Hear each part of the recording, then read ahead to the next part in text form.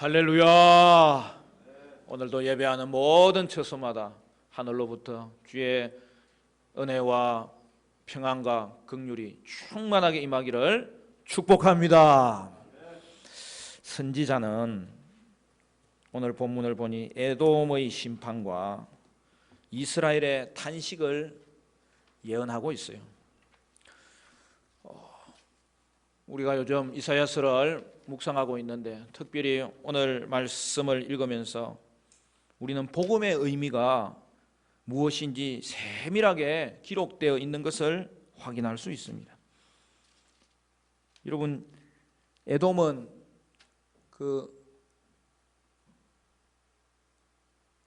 이삭의 아들 에서의 후손을 말하는 것 아닙니까? 창세기에 여러분 야곱 이야기를 보면 에돔의 조상 에서와 이스라엘의 조상 야곱은 같은 어머니의 태에서 나온 형제이지만 태에서부터 이미 다투었고 또 출생 이후에도 반목을 계속 하였던 것이죠. 여러분, 왕정시대 이후에 이스라엘과 에돔의 관계는 대체적으로 비우호적인 관계였던 것입니다. 특별히 여러분 소선지서 중에서도 가장 먼저 기록된 선지서가 오바댜서인데요. 그 오바댜의 내용이 뭡니까? 오바댜 선지자가 에돔의 심판을 예언하는 것이죠. 그런데 그 이유가 뭐예요? 아람이 쳐들어와서 예루살렘을 침략하였을 때에 에돔은 형제 국가임에도 불구하고 이스라엘이 폐허가 되는 것을 기뻐했다는 거예요.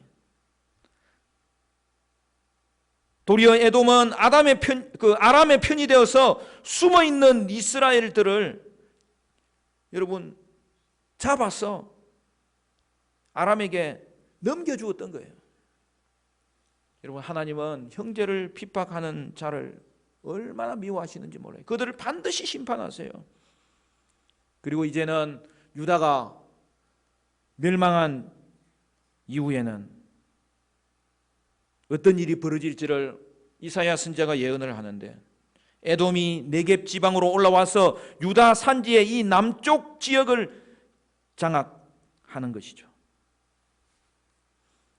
여러분, 에돔의 야욕 앞에 가나안 땅의 남은 자들은 속수무책이었습니다. 이렇게 에돔이 가나안을 차지한다면 이제 유대민의 기환과 이스라엘의 회복이 헛된 꿈이 될 것이 분명합니다. 이에 하나님은 에돔에 대해서는 심판하시고 그것은 이스라엘의 회복과 연결되어 있다는 것을 말씀해 주시는 거죠. 그러면 본문이 보여주는 복음의 의미가 무엇일까요? 첫 번째로는 복음은 대적들에 대해서는 심판하시는 것입니다. 예언자가 망루에서 밖을 감시하는 파수꾼이 되어 붉은 옷을 입고 에돔에서 오는 이에게 질문을 하고 있잖아요. 근데 자세히 보면 무엇입니까? 여호와께서는 피로 얼룩진 옷을 입고 전장에서 돌아오는 용사가 되셔서, 바로 그 답변해 주는 용사가 하나님이신 것을 성경이 보여주고 있어요.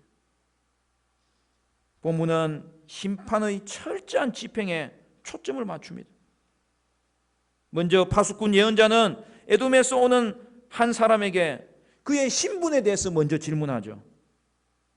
이에 장수는 이중으로 대답을 하죠. 첫째는 뭐라고 그랬어요? 나이니라고 말한 것은 누구와도 비교를 거절하는 절대 주권자의 자기 과실을 말하는 거죠. 그 다음에 뭐라고 되어 있어요? 공의를 말하는 이요 구원하는 능력을 가진 이라고 한 것은 여호와께서 자신을 우상과 구별되는 존재임을 자기 선언하시는 거예요.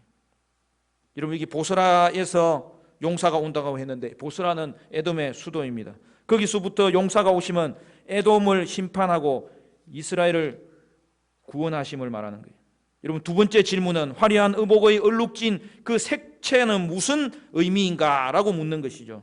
여러분, 어찌하여 의복이 붉어졌습니까? 옷이 포도즙 틀을 밟은 사람 같은가 하고 묻는데 왜 그렇게 된 것입니까? 여러분, 포도즙 틀은 민족들을 상징하고 포도즙은 피를 상징하는 것입니다. 공의로우신 하나님은 그들을 징벌하시되 원수의 피로 당신의 옷이 붉게 물들기까지 짓밟으신 것입니다. 그리고 심판의 대상이 에돔에서 모든 민족으로 확대됩니다. 즉 에돔은 적대적인 민족들의 대표로 등장한 거죠. 여러분 오늘날도 마찬가지입니다. 여러분 악인의 심판을 우리는 이 땅을 살면서 지금도 믿어야 되는 거예요. 왜요? 하나님이 주관하시기 때문에. 그래서 우리 자신도 돌아봐야 되는 거죠. 왜요? 심판을 요청하는 자리에 우리가 설지언정 심판받아 마땅한 자의 편에 결코 서서는 안 되기 때문입니다. 두 번째로 복음은 자격이 없는 자를 구원하시는 것입니다. 여러분 9절과 10절이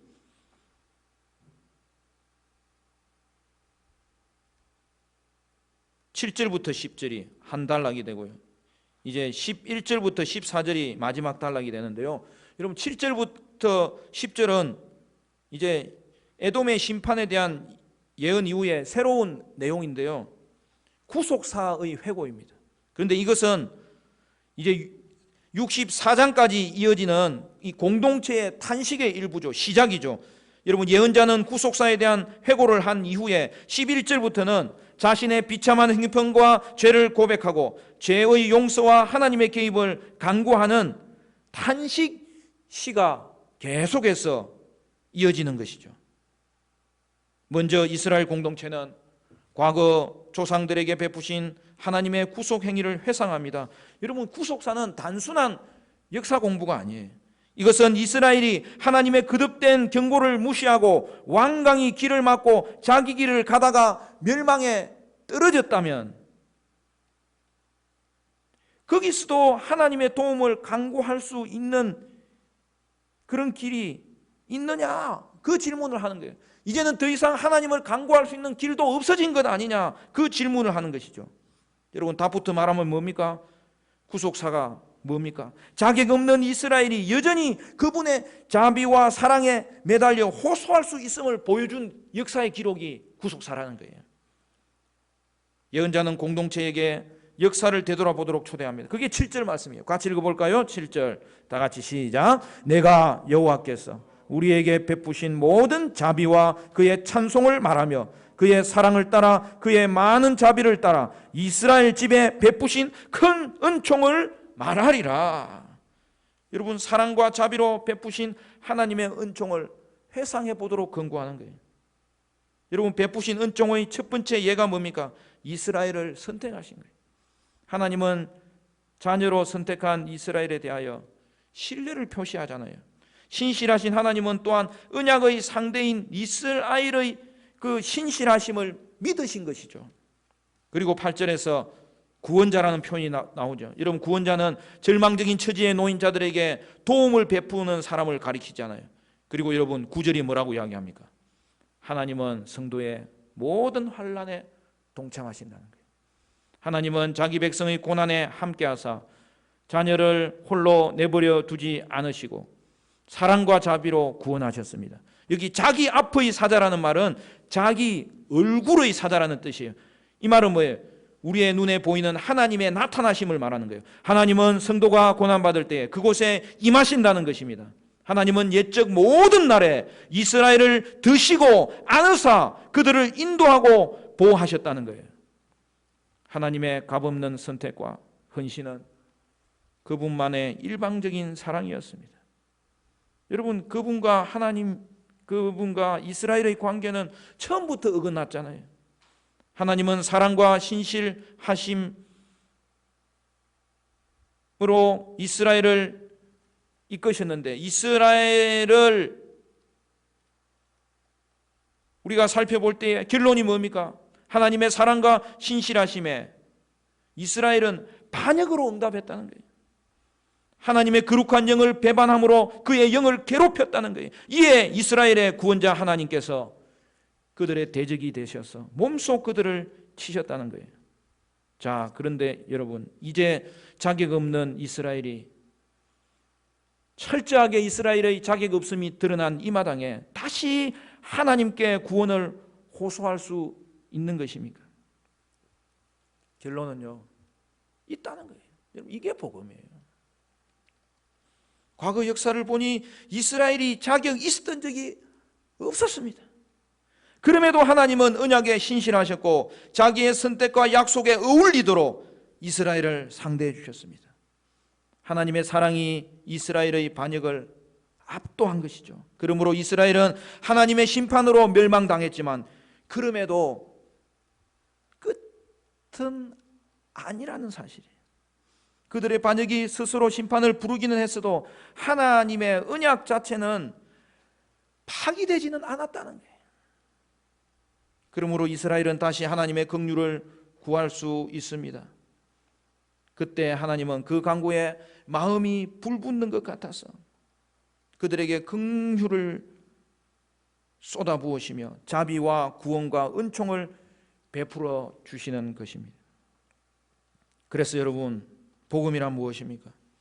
복음은요, 자격 없는 자에게 구원을 베푸시는 하나님의 은혜죠. 바울도 이렇게 이야기합니다. 로마서 4장 4절부터 5절에 일하는 자에게는 그 싹이 은혜로 여겨지지 아니하고 보수로 여겨지거니와 이를 아니할지라도 경건하지 아니한 자를 의롭다 하시는 이를 믿는 자에게는 그의 믿음을 의로 여기시나니. 여러분, 이게 복음의 핵심이에요. 경건하지 않는 자를 의롭다고 하심이 너무나 우리에게 놀라운 복음의 소식이라는 거죠. 자격이 없기 때문에 하나님의 긍휼을 구하는 것이고 자격이 없는 자를 하나님은 도리어 의롭다고 인정해 주시는 것입니다. 그래서 은혜입니다. 그래서 복음입니다. 그래서 우리가 구원을 받을 수 있게 되었습니다. 여러분, 있는 모습 그대로 받아주시는 하나님의 은혜가 있었기 때문에 저와 여러분은 하나님 앞에 설 수 있었고 하나님 품에 달려갈 수 있었고 우리는 그 안에서 구원과 안식을 얻게 되었던 것입니다. 그리고 마지막 세 번째로 복음은 자녀를 드시고 안아주시는 거예요. 자기 백성의 원수에 대해서는 하나님이 심판하시고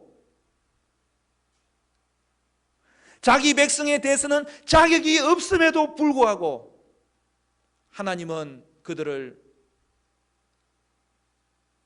의롭다고 받아주시고 이제 자녀된 자들에 대해서는 하나님이 홀로 내버려 두지 아니하시고 그들을 드시고 안아주시는 것이 놀라운 복음의 소식입니다.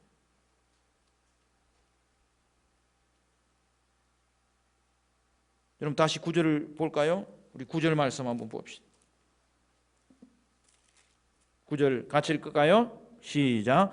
그들의 모든 환난에 동참하사 자기 앞에 사자로 하여금 그들을 구원하시며 그의 사랑과 그의 자비로 그들을 구원하시고 옛적 모든 날에 그들을 드시며 안으셨으나. 여러분, 저는 이 구절을 볼 때마다 가슴이 뛰어요. 여기에 우리의 시선을 끄는 두 가지 내용이 있지 않습니까? 먼저는 하나님은 성도의 모든 환난에 동참하신다는 거예요.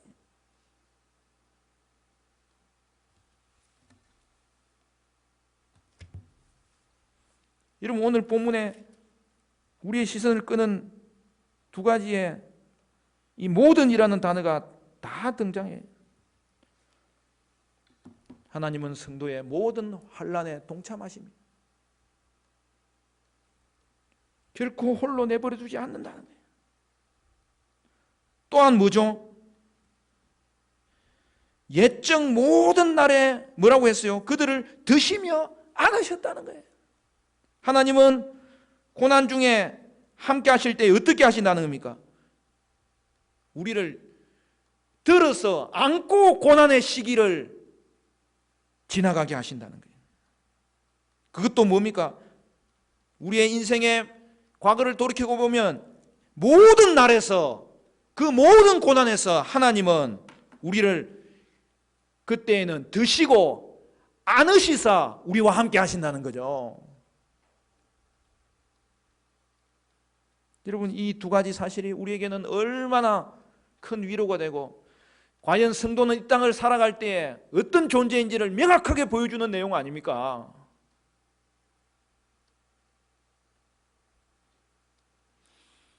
하나님의 시야에서 그 어떤 것도 벗어날 수 없어요. 모든 환난은 하나님이 보고 계시는 거예요. 우리의 모든 일에 하나님은 함께 하시되, 때로는 우리의 형편이 어려우면 어려울수록 그때는 하나님이 드시고 안으셔서 함께 하신다는 거예요.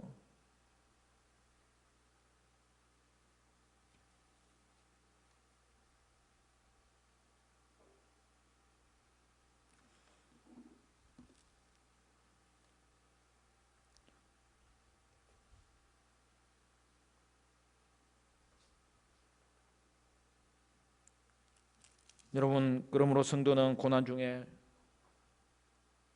홀로 있는 존재가 아니라 하나님이 동참하십니다. 왜 그렇게 하실까요? 한 장만 넘겨보십시오. 64장 8절을 보십시오.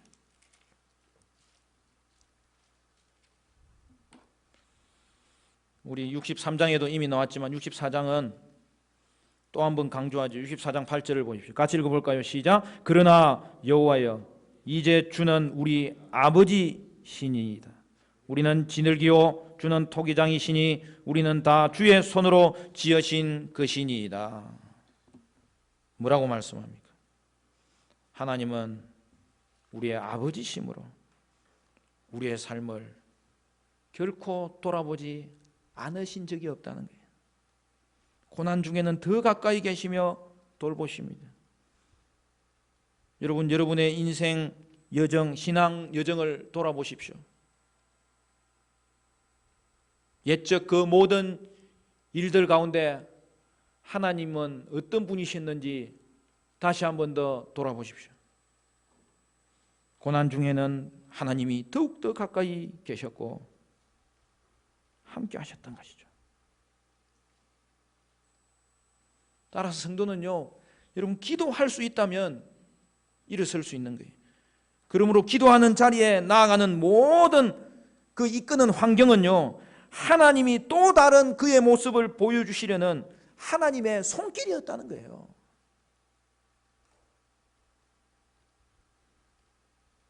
하나님의 이 안아주심을 묵상할 때마다 늘 저한테 떠오르는 시가 한 편 있어요. 메리 스티븐슨의 시인데 제목은 모래 위의 발자국이. 이야기 형식으로 된 시인데요, 이렇게 되어 있습니다. 어느 날 밤 꿈을 꾸었네. 주와 함께 바닷가를 거니는 꿈. 하늘을 가로질러 빛이 임한 그 바닷가 모래 위에 두 개의 발자국을 보았네. 하나는 내 것, 또 하나는 주님의 것.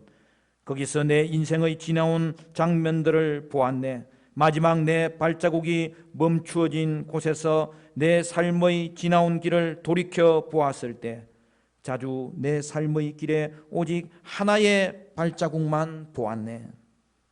그때는 내 인생이 가장 비참하고 슬픈 계절이었지. 나는 의아해서 주님께 물었네. 주님, 제가 당신을 따르기로 했을 때 저와 항상 함께 있겠다고 약속하셨지요. 그러나 보십시오. 제가 주님을 가장 필요로 했을 때 그때 거기에는 오직 하나의 발자국만 있었습니다. 주님은 저를 떠나셨던 건가요? 그러자 주님께서 말씀하시기를 나의 귀하고 소중한 이여, 나는 너를 사랑했고 너를 결코 떠난 적이 없었단다. 내 시련의 때, 고통의 때에도 나는 너와 함께 있었단다. 내가 본 오직 그 하나의 발자국, 그것은 내 발자국이니라. 그때 내가 너를 등에 업고 걸었단다. 그렇습니다. 이것이 바로 우리의 인생 가운데 함께 하시는, 우리를 드시고 안아주시는 하나님 아버지의 모습입니다. 사랑하는 성도 여러분, 여러분의 삶은 하나님이 여러분과 동행하신 발자취인 것입니다. 특히 우리의 삶에서 힘들었을 때에는 하나님이 우리를 드시고 안으사 업고 가신 시간인 것이죠. 이제 마지막 단락 11절을 보면 심판을 당하고 난 다음에야 이스라엘은 옛적 모세의 때를 기억하고 양떼의 목자들과 함께 그들을 바다에서 올라오게 하신 이를 찾기 시작합니다.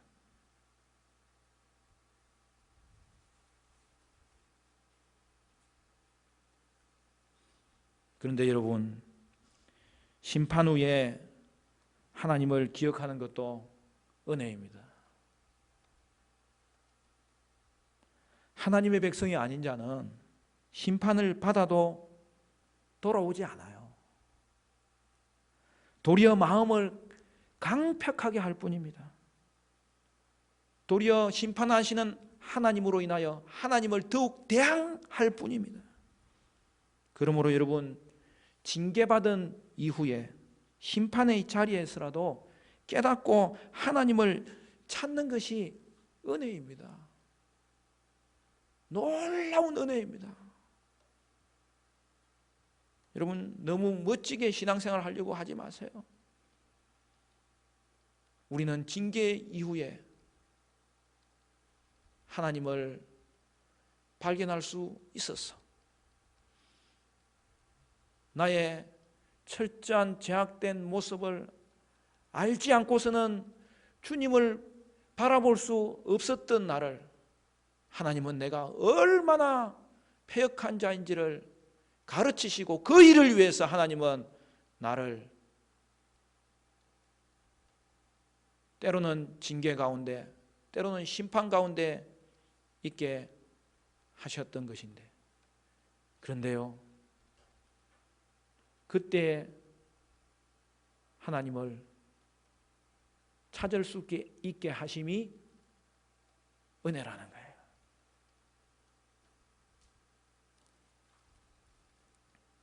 저는 한 번씩 이런 생각을 해봐요. 여러분, 마지막 최후의 심판날이 있을 때에, 그때는 하나님이 천사장의 호령 소리를 이 땅에, 나팔 소리를 이 땅 가운데 펼치시며 오시고 거기에 최후의 심판장이 벌어질 것 아닙니까?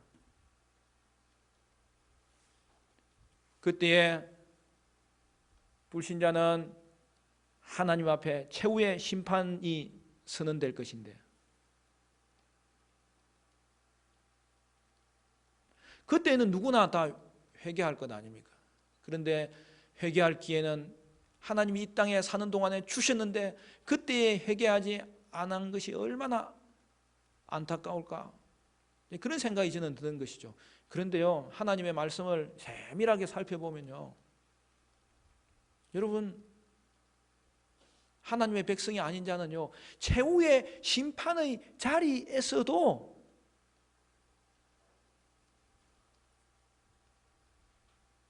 하나님께 회개하지 않아요. 오직 자기만 쳐다보는 거예요.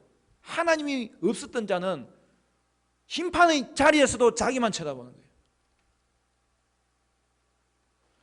그 엄중하신 심판의 자리에서도 하나님의 심판에 대해서 그들은 인정하지 않는다는 거예요. 지옥불에 던져져도 거기서도 그들은 하나님을 저주할 뿐 하나님을 대항하는 자들이라는 거예요. 그래서 여러분, 마태복음에는 그 5개의 그 강화 본문의 마지막이 다 최후의 심판과 연결시키지 않습니까? 그때 불의한 종에게 하나님께서 그들을 다 불러서 계산한 이후에 그 악한 종에 대해서 어떻게 합니까? 바깥 어두운 곳에 내어 쫓으시지 않습니까? 그런데 그때 그들의 모습이 뭐죠? 슬피 이를 갈며 있을 것이다. 여러분, 그때도 회개하지 않아요. 보니까 그냥 후회할 뿐이에요. 회개하지 않아요. 여러분, 그들은 단지 하나님을 대항할 뿐이에요. 회개하지 않아요. 슬피 울며 이를 갈고 있을 뿐이에요. 회개하지 않아요. 그래서 제가 그런 것까지도 다 하나님께 맡겨야 되겠구나, 그 생각이 들더라고요. 여러분, 이처럼 하나님의 백성이 아니자는요 심판을 받아도 돌아오지 않아요.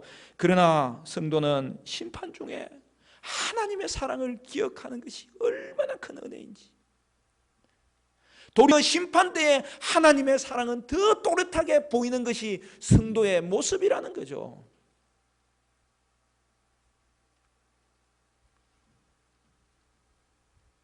성도는 하나님의 사랑을 기억하고 하나님께 돌아오는 자입니다.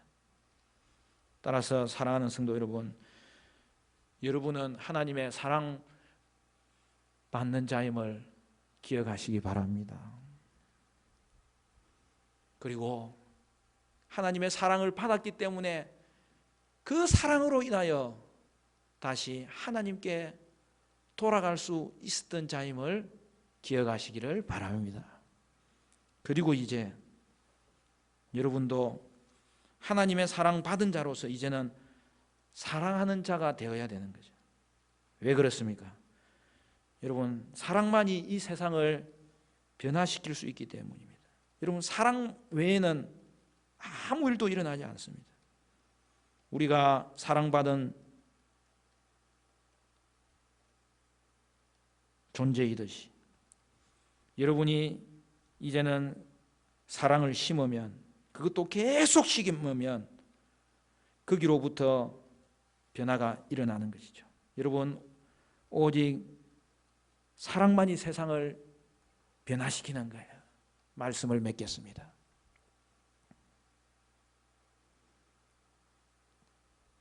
저와 여러분은 자격 없는 자를 의롭다 하시는 이 하나님의 은혜로 인하여 우리의 평생이 감사가 넘치는 삶이 될 수 있기를 바랍니다. 또한 광야길에서 오늘도 우리를 드시고 안으시는 이 하나님의 은혜가 있음을 기억하였어요. 여러분, 그 사랑을 묵상하는 가운데 위로받으시고, 그 사랑을 묵상하는 가운데 확신을 가지시고, 뿐만 아니라 여러분 그 사랑을 알고 그 사랑을 전하고 이 땅에도 우리도 그 사랑의 심정으로 살아가면서 그 사랑을 심을 때에 이 땅 변화시키는 놀라운 하나님의 사람으로 쓰임받는 은혜가 있게 되시기를 주님의 이름으로 간절히 축원합니다.